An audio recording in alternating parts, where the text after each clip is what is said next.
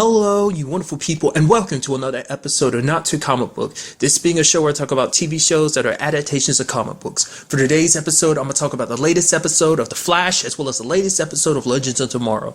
Like always, if I'm talking about something that you want to listen to, you can always look in the description down below. I include the time when I start talking about each of the respective shows I'm talking about. So for example, if you want to hear what I have to say about this week's episode of Flash, you can skip to what I had to say about this week's episode of Legends of Tomorrow. But first thing we're going to talk about is this week's episode of The Flash. So today's episode dealt with a new villain. His name is Abra Kadabra. He's a guy whose powers kind of mimic magic. Really, it's more so like nanotechnology that lets him do it. It's kind of interesting because it's like I put up a video earlier this week that I ended up doing talking about Mixoplick or Mixiaspitlick, whichever one, Mix, who recently, a couple weeks back popped up on Supergirl. And it was kind of an interesting thing I found out about him, that basically in the earlier versions of him, obviously his powers are more like akin to magic, being a fifth dimensional. But then like in some of the earlier versions of his character, his powers were more technologically based on fifth dimension technology. And it seems like it's kind of almost like the reversal with Abra Kadabra, because his powers look like magic, but they aren't magic. They actually are like technologically based, in this particular case, nano machines, because he, in fact, is actually from the 64th century, which to me, like, it's so interesting because we're hitting that super hard, the whole like future thing, which is why I keep getting the feeling like we're definitely going to have Impulse pop up, even if it's just like, it has to be like a season finale type of thing, just because we're hitting that future arc super hard. Also brings up, what are their names? I forgot what they're called. It's they made a reference to him on Supergirl too, because last season when Kara went to like the it's gonna bother the crap at me that I can't think of its name right now. It's where Clark goes, the Fortress of Solitude. God, that was gonna bother me if I didn't get that. But basically, there was one of them. Is it Legion Rings? I don't remember what. I think that's what they're called. I don't remember. They're like basically like a group from like far into the future. Like they made a reference to it in, like I said, last season of Supergirl. So I'm wondering, could this also be alluding to this as well? I don't remember. I think they were like in the 30th century, like at least from the little bit I know from, once again, I have to Smallville, because they popped up in Smallville too.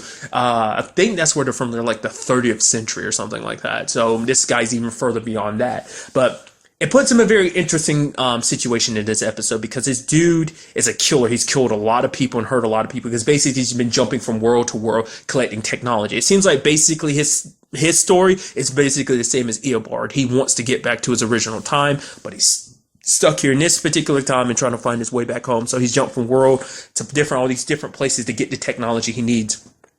And interestingly enough, it seems that Gypsy's after him, obviously for her job, being collector, but it also is a personal thing. Can we find out a little bit more about Gypsy in this episode? From the very beginning, you can tell the way she was acting. It was definitely personal, but it made you wonder, like, how personal was it? And it seems like almost like on the level of a significant other person. It seems like because she tells Cisco the person that he ended up shooting was her partner. And Cisco's like, is partner or like partner? It's like, it was both. He was her partner, but he was also someone that obviously she cared very deeply for. So, which kind of leaves her and Cisco in a weird place. But nevertheless, I'll kind of get to that in a little bit later on. But it puts everyone on the team in a very compromising position, because it's like, because he is from the 64th century and because the future is history to him, he knows all there is to know. He knows who the Flash is. He knows that Barry is, the Flash, and he knows. I was like, it's 2017. Oh, around in this time, you've had to deal with Savitar. Oh yeah, and Savitar ends up killing Iris. I remember. So he's flaunting it over Barry's head that I know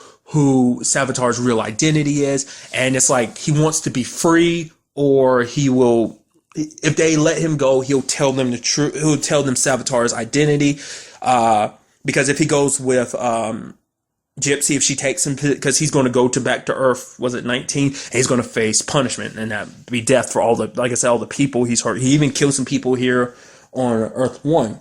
But nevertheless, basically, even Barry starts getting in his head, like, maybe we should, like, I don't want to let him go. He's a bad guy. But the fact of the matter is, this is your life that's at stake. Which is kind of like, Barry, don't kind of fall backwards since you kind of made progress. Don't fall, like, back into that whole system of, like, you trying to do whatever it takes to save Iris. Which you should, but it's like, in this same situation, you have Iris telling him, like, don't do that. Like, he's a very bad guy. He's hurt and killed a lot of people. And, for Iris, she's like, I'm not willing to let some bad guy get away, even if it means saving my life, because it'd be kind of, dishonoring all the other people he's killed. Like, he won't be brought to justice in that way. And she brings up the fact that Barry's thinking like this, but she knows deep down Barry doesn't want to let him go either. That's why it's not such a simple solution. Like, it is like he does have information you need, but it's like, does that outweigh all the bad stuff he's done? But then it's very interesting because I was wondering, I was like, I figured when it came down to it, it's like the way that conversation goes, I was like, I don't think it's going to be Barry who releases him. So I was like, so it leaves two people, and it turns out one of those two people, like, to me, I was thinking it had to either be Wally or Joe, and turns out it ends up being Joe, because it's like, that's his baby girl, man. Like, because even Joe kind of mentioned it early in the episode, he's kind of like, I might kind of wish you had never told me, which is like, because at the time, Joe was pissed that they didn't tell him, but now that he does know it, because, once again, knowing the future is a heavy, heavy burden, because it's like, it influences every thought you have. It consumes you like it's consumed Barry. It's consumed everyone. That's at the top priority for everyone, is to save Iris. There's even that moment where, like, Cecile's like, oh, we have tickets to Hamilton. It's like, oh, yeah, it's like, what was she saying, like, July or something like that? And it was like, probably sometime after Iris had already died.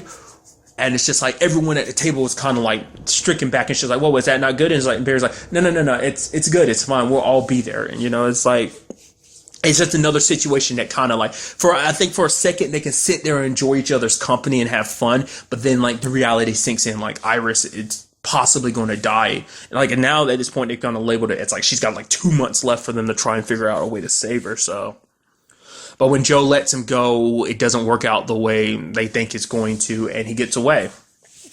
But like I said, for Gypsy, like, it more so than anything, it seems like she's, like, it's not even just going, I think it's about, she does kind of show some, like, restraint, because it's like, honestly, it seems like the way she talks about it is almost like she wants to kill him herself. But even when the time came, it's not like she actually went out of her way to do it. She's like, no, I'm going to do my job, and I'm going to take him back to Earth 19 for him to face punishment.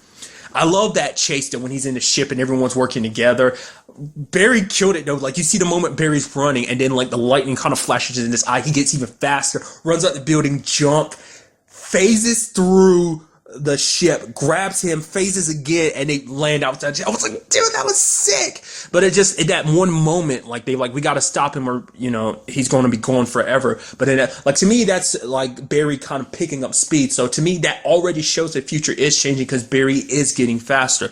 But he has 2 months to get even faster. It's like, Wally was fast enough, but, for Barry, it's a situation where it's like, no, he can't put Wally in that situation again, because it wasn't right for him to put that burden on Wally. I mean, because truth be told, because it does break up many questions. As we know, when the future change, HR's in the background. He's out there with a gun pointed towards him. So things are slightly changing. But at the same time, like, where was Wally during that whole situation? As we know, Wally's already out of the Speed Force, so it's not even like that's still a situation. So it's like, obviously there's got to be a little bit more to that whole situation. But when they captured him, like, Barry's asking him, pleading with him. It's like, dude, tell me what you know about Savitar. I need to know for the sake of the woman I love. He's like, I know there's some good in you. And then he says, Abra Kadabra says, like, the most villainous thing you could say is like, the fact is, you've gone up against so many people. The Rival, Eobard, Zoom, and none of them have hurt you the way Savitar does. He goes, even me and you, I hate you with a passion in the future. But the fact of the matter is, no one broke you like Savitar does when he kills her. He's like, and if me not helping you, in a way, it's almost like I killed her too. Because in his own way, it's like getting back at, Barry for all the pain that, you always getting in my way. I mean, it does beg the question, like, man, and like, Future Barry Future Barry seems like he has even more enemy, because everyone's out to kill him. It's like, obviously, that's what Eobard's whole story is, going back in time, because he hates Barry that much, going through the trouble of killing his mom, just to basically ruin his life. And it's like, holy crap. Also, side note, I found it very interesting that he ended up going into, it's so interesting that room is still there, but they don't use it. And that's also the question that, has come up, and I'm still curious about, is like, the whole Gideon situation. Because obviously we see Gideon is part of the Legends, the Wave Rider. So it's like, what about Gideon? Like, what happened in that time? Like, did she disappear when Eobard kind of died in this time period, or what happened there? Because it's like, even when they go in that room, they still, it's I refer to it as just the future room. I don't know if they actually have like a legit title for it or not, but at the very least, it's a situation where it's just like, it's so interesting that they don't really access that a lot. Once again, it's a situation where I think they avoid that room on purpose, because the last thing you want to do is know too much about the future, because it just gets all in your head and everything. Which, interestingly enough, that ends up being Barry's decision at the end of the episode. He's like, no, the only way we can, everyone is always one step ahead of us, because for them, they're all from the future. They know the history, whether it be Eobard, whether it be, Abra Kadabra or Savitar. They know the future because they're from the future. So all this stuff that's happening now is the past to them. So it's like, the only way we're going to get a step ahead is if we go to the future ourselves, which, like, I will say is a big no-no. Which, two things. It depends on really how far this show goes with its time travel rules. Like, one interesting concept, many people, I'm bringing it up, but I know a lot of people have their own problems with Final Fantasy 13 too. But it brought up an interesting concept to me, and that's the fact is, change the future, you change the past. Obviously, the key line of you change the past, you change the future. But in this particular scenario, it's like, if you change things in the future, basically time would have to be rewritten so that the past can reflect that new future that was created. Kind of make sure that certain events happened in the past to create the new future that you created just then, that you messed with. So I don't know if they're going with those particular time travel rules. It'd be interesting if they did, but that might have just been kind of like Final Fantasy's own thing. I don't know if anyone else has done something like that. If so, if you do know of another thing that has done something like that, do let me know in the comments. I'm very curious, because that Final Fantasy 13 is the only one I've really seen do something like that. But more so than anything, once again, knowing the future is dangerous. It's like, you have, like, it puts you, like, because it's like, too much knowledge is a bad thing in this particular situation. It's like, oh, obviously you want to do whatever you can to save Iris, but you learn too much about the future. You're going to try and change this and change that, and you have no idea how the dominoes will fall. Like, you don't know the ramifications, where it's like, you stop this bad thing from happening that happens in the future. You change it in the past. But what about the fact is that when that time comes, like, maybe something even worse happens because you changed that one thing. It's something, I don't know if Barry's 100% thought this through, and I feel like this is going to be something they'll think about. Maybe it has to come up in the next episode. I get the feeling like it's probably only going to be Barry who goes. Maybe we'll get, Cisco with him, because Cisco and vibe and maybe fill some things out to help him out. So at the very least, but it seems like a situation where only Barry would want to go, because it's like because you can't have too many people running around, the future. I mean, to be fair, when he went to Earth 2 originally, he brought Cisco with him. So, like I said, once again, the whole vibe thing kind of makes the most sense. So, but kind of going back to it really quickly, the whole Cisco and Gypsy thing, because something was a little off, because the fact is, she wasn't her usually kind of like she's kind of got that bad girl kind of like flirtatious angle to her, and like, Cisco's like, yo, that kiss made me feel like there was something more there. But then obviously this kind of brings up some situations. Like, Gypsy brought up the whole situation about her partner being like, it was something that was a long time ago, and she's like, so where does this leave us? And to me, I'm like, Cisco, that should be fine. It's the past and everything. That's still someone that she cared about. She just wanted to get justice for them. But I guess at the same time, Cisco might feel like, yo, like, if she's feeling this way now, what's to say that she's going to 100% be into me, that maybe she still won't be, missing that person that was once in her life or something, or maybe it's a situation where it's like, the fact is that she didn't outright come to him about it. It's like, this is someone that you cared about and everything, and he hurt you.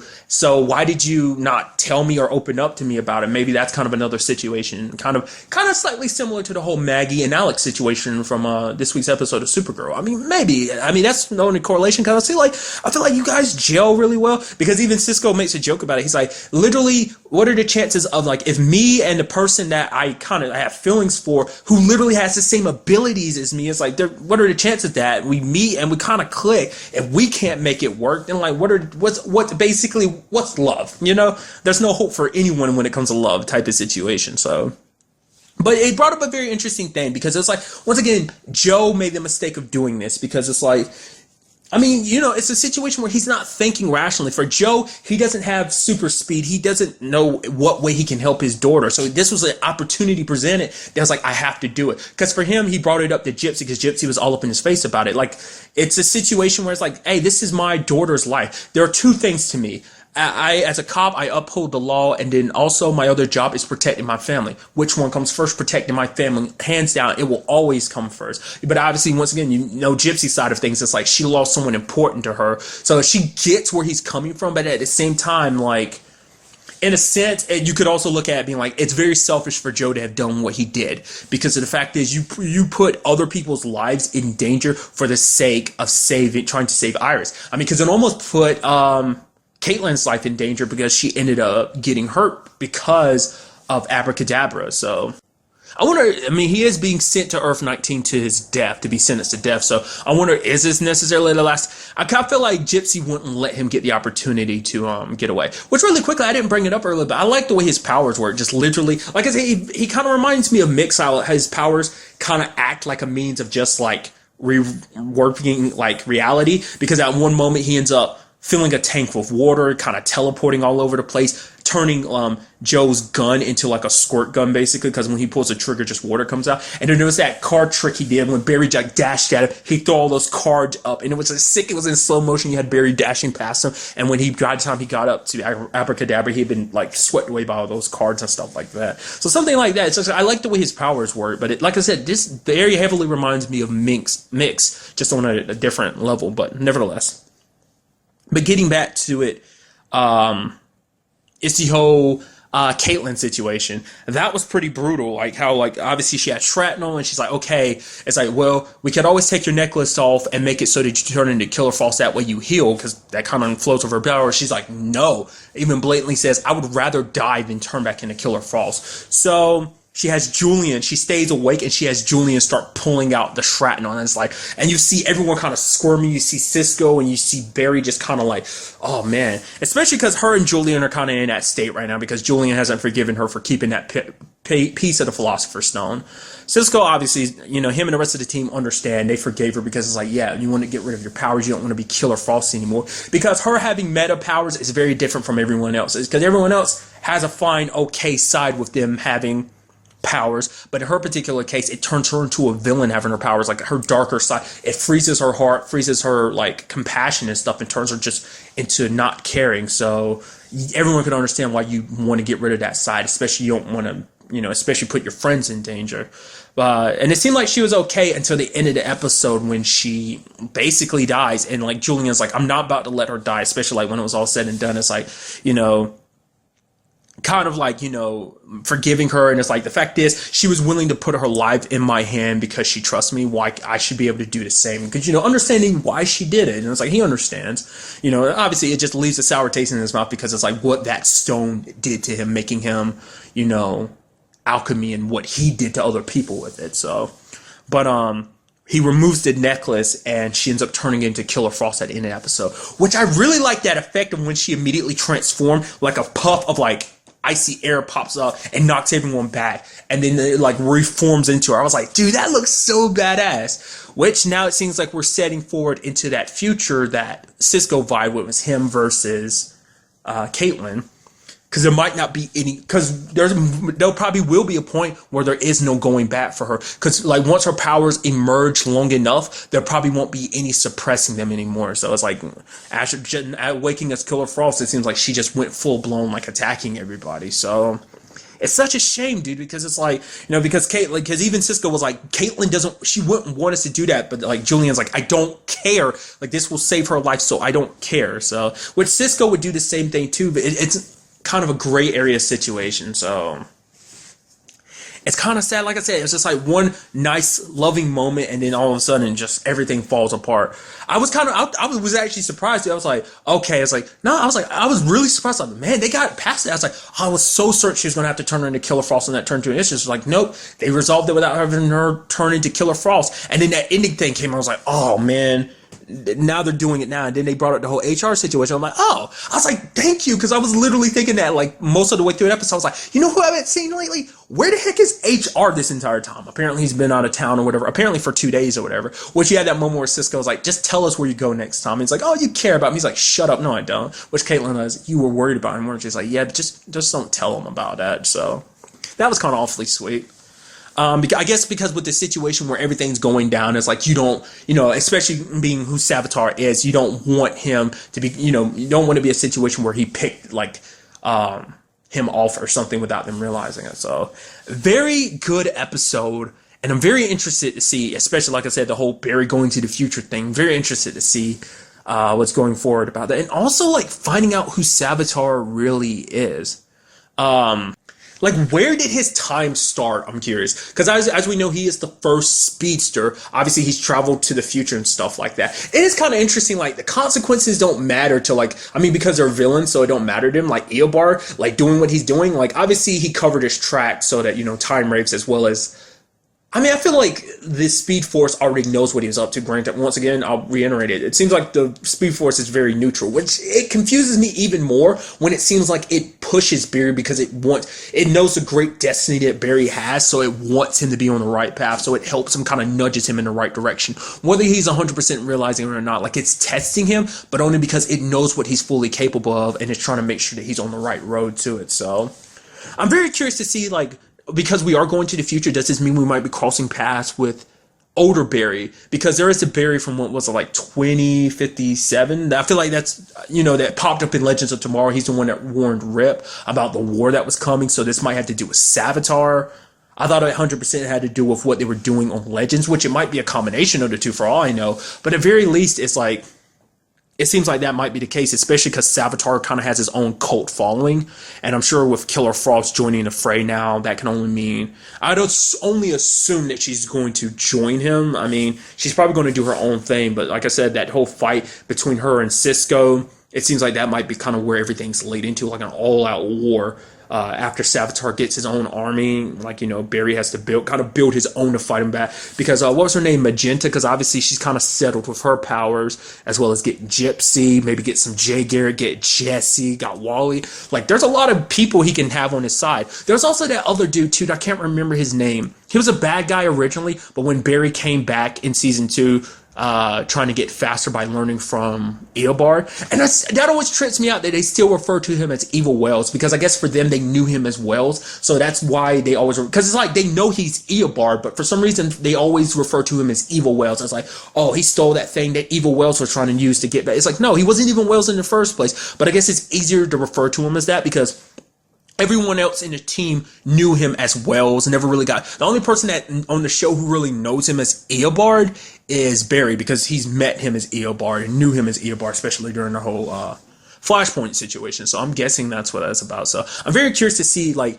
obviously it may not be next episode, but at the very least maybe this might be leading to that whole, like, conversation, because just thinking about it, like, I mean, it's sad and twisted in a way, because it's like Iris's death in a way helped make Barry the superhero he is in the future. I mean, granted, we don't know exactly who Barry is in the future. Maybe it's a situation where Barry's very cold-hearted himself, where it's like, he just does his job and he does, maybe he stays detached from people. Because that tends to be what Barry does, because he pushes people away when he needs them the most, when he's hurting, because he doesn't want people to be dragged into everything. So losing Iris is what broke him, and especially after losing everything else he had, like, that seems like the type of thing that would make him like want to distance himself from other people too. So I'm very interested to see what that means for Barry going forward. Do note that the Flash, much like Supergirl, will be going on a short break, and it will be returning on April 25th. So keep that in mind. And now moving on to this week's episode of Legends of Tomorrow. So I kind of guessed it right last week's episode. I figured, like, we find ourselves in this alternate reality. I didn't, like, not the reality I was 100%. I kind of got the premise right, which is no surprise. Anyone can kind of see that coming based on how things are going. But basically we have the Legion has created a reality of their own. Each of them in control of their own thing. Dark is mayor of Star City. He's killed a lot of vigilantes. As we saw at the beginning of the episode, he has Felicity, who has become basically a vigilante in Star City. I guess because the time is rewritten so that a lot of people, everyone that she was like, she's the only one that survived it. Because, like, as we saw, he has like a mantle of all these different heroes he killed. Ragman, Wild Dog, Oliver, we even saw Barry, we saw Diggles, Helmet. So it's like all of them are dead, so it's up to Felicity. And we even saw her using some of Curtis's T-Spears. And the most ironic thing about it is that two of the people that are serving him is Amaya as well as Sarah on multiple levels. For one, Sarah, it's like, yeah, she's working with the guy that killed her sister. And then for Amaya, it's a little interesting because Vixen, present day Vixen, ended up helping destroy the totem, originally helping fight against Dark. So there's an irony behind that too. Then at Star Labs, you have Eobard running things there. He's got Jax working for him, and under Jax is Stein. And man, this alternate reality Jax is a douchebag. He was treating Stein like, it's like, oh, you're gonna have the day off or the week off. Oh, the project's not done. Well, you better not. You won't ever see your family again until you got it done. It's like, wow. I mean, because obviously, once again, flip-floppy of their original relationship. Because obviously they've got to the point where there's more equilibrium in their relationship. But obviously, Stein was more of the bossy one to begin with. Then you have Ray being a janitor, Nate being just a conspiracy theorist. We never really got to see 100% what Malcolm's life exactly led him. Obviously, we hear about having his hand back. We also find out that his whole family's together. Him and Thea are good. He's got his wife and Tommy back. And there was kind of the interesting thing about Snart and Mick. Now, the thing is, we don't really know 100% of how much of Mick's life actually changed. Because, obviously, last episode, he was talking about how the fact is the spear was calling to him, being like, oh, you need to bring learn to not play with fire. So it's kind of like, I don't know if he really changed that or not. It seems like he didn't. But basically, him and Snart are still thieves and everything, kind of going back to their roots and everything. But the sad thing is that Central City is run, at least half of it's owned by Snart. So he can kind of do what he wants to. So basically, they're playing robbers essentially, because it's all an act, because he owns most of the city, he can get whatever he wants to. So when the cop showed up, oh, Mr. Snart, we didn't know you were here. Oh, we'll just go. And even Mick's like, what the hell? We can't even just fight. We can't just steal. Like, what's the fun in all of this? It's like, there's no tension. It's like, oh, we'll get away with everything. He's like, Snart going like, oh, I can have us arranged to get locked up so we can plan and escape. And it's just like, not a life Mick thought he was going to get, because he thought he's going to have it like old times with his partner. But when it came down to it, Nate, obviously, and once again, I have to reiterate that it's so, I did not reiterate it because it was something I was thinking about the entire episode, but I'm reiterating it here. It's like, why does Nate notice the differences? Obviously, I guess you can understand why he notices the differences at the beginning of the season, when he's the one that notices all the times a little off and kind of figures some stuff out. But now it's like he feels like, he explains it in this episode too, that there's scars, obviously, things that aren't, I thought that was going to be the case, like everyone has that little moment of just things aren't 100% right. Can't explain, but some things are off. But the thing is, Nate, to put it into perspective, he has time is off, or reality's being rewritten. There's got to be something special about Nate that I don't know, I feel like there's got to be more to it than that, for him to know what he knows. That just seems beyond what he just seems capable of a normal person. I don't know. Maybe that's just something he can do. Maybe it's just, because of the way his mind works, even in this alternate reality, the fact is that his brain still works in the same way. So he can kind of, obviously for him, it's all conspiracy theories and everything. Plus combined with the fact is that he has his inkling, has these little flashes here in his head, which he refers, obviously to Scar. So, but the fact of the matter is, Mick ends up helping him out, which ends up helping out while he ends up helping out the rest of the team, which everyone, I think, because Sarah's the last one who gets to do it, but everyone gets to punch Mick because they're like, yeah, this is all his fault, which once again, to stick up for Mick. And it's sad because when the time comes later on, they're like, yo, Mick, you have to stay out of this. We can't trust you. It's like, the sad thing is, it's like Mick did this all because he felt like you guys didn't trust him from the beginning. And you even Ray and them admitted it last episode. Yeah, you're pissed at him and everything, but it's like, you admitted it last episode. Did we really trust Mick? We always kind of treated him as, because he's the only bad guy. It's like, oh, he'll always be a villain. Especially Stein, constantly referring to him as a thug. When it's like, he's done a lot to help the team out. Not even just in this particular situation. I reiterate what I said last episode. He helped the team out a lot on multiple occasions, because if it wasn't for Mick, he was the one that helped bring the team, working with Nate, he helped bring the team back together in the first place at the beginning of the season. So it's like, you can't really say, Mick has earned his place on this team. Once again, even though he was kind of started off as a package deal, the only reason why Mick was on the team was because him and Snart are a package deal, because Snart is who he originally wanted. He still found his own place on the team, but he was also, even though they're a team of misfits and outcasts, he was always kind of more of the outcast amongst the outcasts. So it was just kind of sad. There was that, just overall, what I loved is just certain aspects of it. Obviously, one thing to bring up is that Zoom time wraith thing is locked up in this reality. And so kind of going back to what I'm thinking, like either the Speed Force can bring that thing back as many times as they want to, or at the very least, like the stuff on Flash the stuff on Legends is happening before it happened on Flash. Either way, also shows you that even with reality being rewritten, it still is after Eobard, because it's like, no, your time is up. The Speed Force has sent me after you. The fact of the matter is, I'm here to correct everything. Which it does beg the question: if Eobard did die, does that mean this thing would be able to would that automatically undo everything? Because obviously where everything kind of ends at the end of the episode, I'm gonna skip forward and everything. But with the spear destroyed, it feels like that might be the only way, because obviously Barry's gone, and I would assume that means Wally's going too. But the fact that I would assume that's how that works. But it's like in this reality, I mean, granted, it depends on at what point in time did the timeline get altered, because maybe in this timeline Barry's been dead for a while and Wally never became a speedster.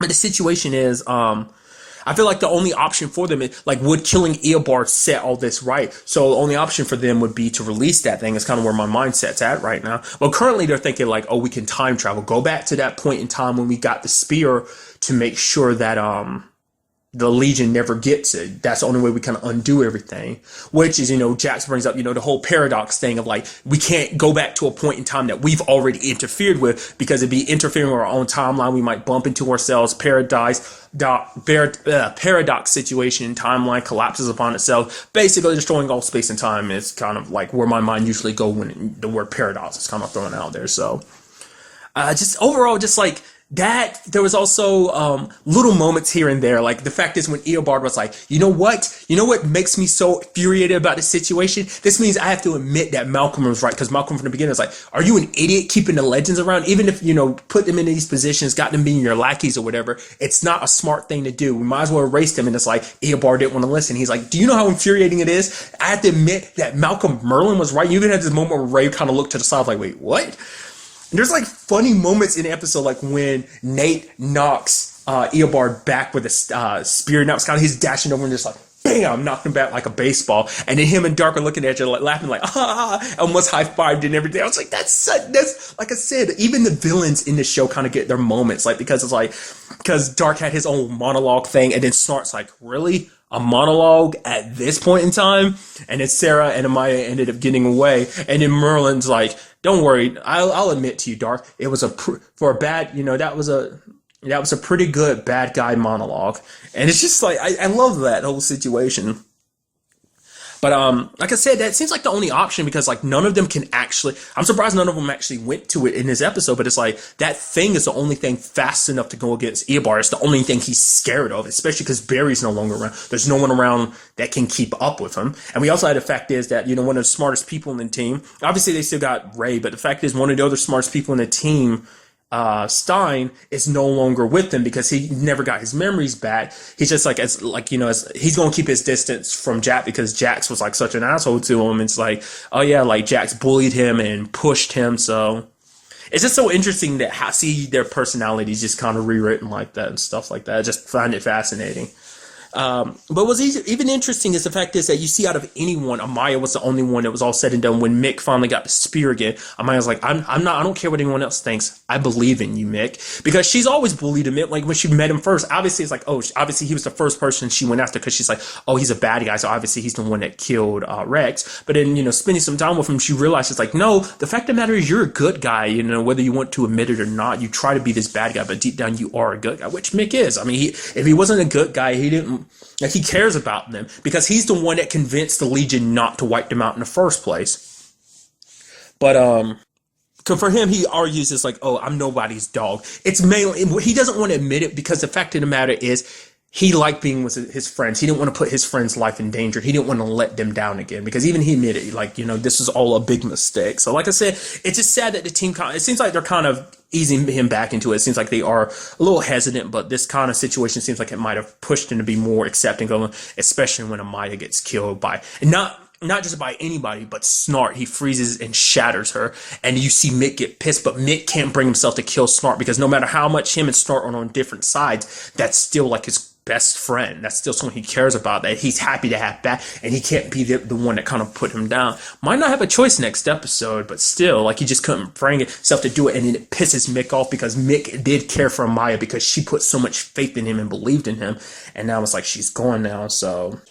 we also found out about Rip's situation because I thought it was kind of interesting. I'm like, Rip has all his memories and everything. I was like, because at first I'm like, oh, he's making cakes and stuff like that. But at first I was like, oh, but he just mentioned Gideon. He's talking to and he's talking about the team and everything. I was like, so what's up with him? Is he just like, why he's so beaten down? And we find out at the end of the episode why he's so beaten down, because basically in Star Labs, the Wave Rider has been shrunken down. So I guess they wanted to make Rip keep his memories, because I guess punishment for the fact is that he went up against him. He got his memories back and everything and stood up against him. So I guess that was their way of punishing him. It's kind of similar to what Eobar's done to everyone else. He's destroyed the spirit. He's like, yo, this is all your reality now. He's like, if I wanted to, I could kill you all in an instant. No one here is fast enough to keep up with me. So I could kill you all if I want to. But the fact of the matter is, I'm going to let you all live. He's like talking even to the Legion. He's like, you guys betrayed me, but I'll let you live. I could easily kill you now, but it's like, why not live in the deliciousness that is the fact is that you can't change anything. The spear is gone. You're all stuck in this reality. And if you all step out of line, I can kill you at any moment. Live your lives knowing that things aren't right, that the world should be different, but the fact is you can't do anything about it. So, especially because in this reality, you know, Amaya didn't have her powers. She didn't have her totem. Ray doesn't have his suit. I mean, granted, he could rebuild it, but Nate doesn't have his powers too. So it puts him at a big disadvantage, especially because I guess even if Martin, Stein was on their side, him and Jax wouldn't be able to turn into Firestorm because that probably doesn't exist in this reality because everything's been shaped so it's just like they're normal people. Obviously, they still have their training and everything, which Ray still has his smarts and everything, even though it's an alternate reality because of his scars and now getting his memories back and everything. Because a lot of stuff happened on a subconscious level that... because that's what it seems like. The scars are more so than anything. It's this like nagging subconscious thing of like something's just not right, and I just can't figure out why. And it's certain things you kind of do out of instinct, probably like a Maya and Sarah fighting is probably just comes as natural instincts to them. So I'm very curious to see how it all turns out next episode. Like obviously they're going back in time to that exact moment. I'm very curious to see how that falls, like where that all lands too with this whole situation. I mean, are they going to try and get Stein back? Or they're probably going to have to work around like the hard way to get him back to make sure everything works out okay. I mean, it's like, how do you even fix the whole situation with Rip too? And I'm wondering, is that based on technology from Ray's Atom suit? The reason why they were able to do that. I mean, Eobar is kind of super smart and everything, being from the future and everything. So I'm curious, is that what that does too? So I don't remember if I brought that up or not. Like, exactly, the fact is that I find that interesting that, yeah, I think I did, the whole, like, reality not being able to affect, like, the Speed Force, because the Speed Force exists out of time and everything, so, like, reality being reshaped doesn't affect it, because that whole, Zoom thing, time rape is still after him, so that kind of shows that. So, that, like I said, like, even little things like that kind of shows you a little bit more about the universe than you know? It's just, certain details like that seem like on purpose. It's not like, they kind of show you like, oh, like, even the Speed Force isn't affected by something as powerful as the Spear of Destiny. Like, I mean, who knows how old the Speed Force is? Like I said, once I constantly refer to it as almost like an omnipotent being. It's like a god in its own right, so... Which is kind of interesting, the fact that you have someone like Savitar claiming to be a god, but then the fact is he was trapped inside the Speed Force for so long, and it kind of missed. I mean, granted, that was something of Barry's creation, but maybe that was something of like a combination of Barry and the Speed Force. Also, side note, I don't know whether that was the Star Labs in this reality, but there was the classic Legion of Doom hideout. I thought that was kind of interesting. I don't know whether that's what Star Labs looks like now in this reality. I really appreciated that, because the only reason why like I'm familiar with the Legion of Doom at all is because of the Super Friends, like the super old cartoon. Like obviously they deal with the Legion of Doom in that particular case. It'd be like a swampy area, and then you see that kind of like rising up out of the water, which I guess is befitting that it is kind of underwater too. So that was just like it was literally like one or two shots. Like it was like in one scene of the episode and never really went anywhere else. It's like, what is the purpose of that? Obviously being a hideout and everything, but is it an actual ship or whatever? Like I've never really seen it. Like I don't really remember it from doing anything other than rising up from the water and serving as a base. I don't know if it's an actual ship or anything. I think it probably does just simply serve the purposes of a headquarters. So that was just a nice touch, just kind of giving our Legion of Doom a headquarters. So It is interesting to see what the Legion of Doom will do now, because obviously everyone had their own wanting to. It makes you wonder what other things they would have changed if they had the opportunity, especially Malcolm, because he's the one that brought up all these different concerns and everything. I'm sure the first thing on his list would have been killing the Legends himself, but nevertheless, it's like, what other things would they have done? But what do they stand now? Because it's like, yeah, this reality kind of works in their favor, but they're still at the whim of Eobard, because Eobard set it so that he's kind of in a lot of control. Because the fact is, yeah, Snart has as much control over, Central City, and sure, you might have Malcolm might be running his business like he originally did, way back in the day. And then, obviously Dark being mayor of Star City, but at the very least, Eobard has connections to even the presidents, as we kind of heard in this episode. So it's like, obviously he's got the most benefit out of anyone in this situation. So very interested to see like what they decide to do, because it seemed like a moment of like, hey, we're going to join together and defeat you, go at you, even if we have to join the Legion, if it means stopping you and getting a spear back, fine and dandy.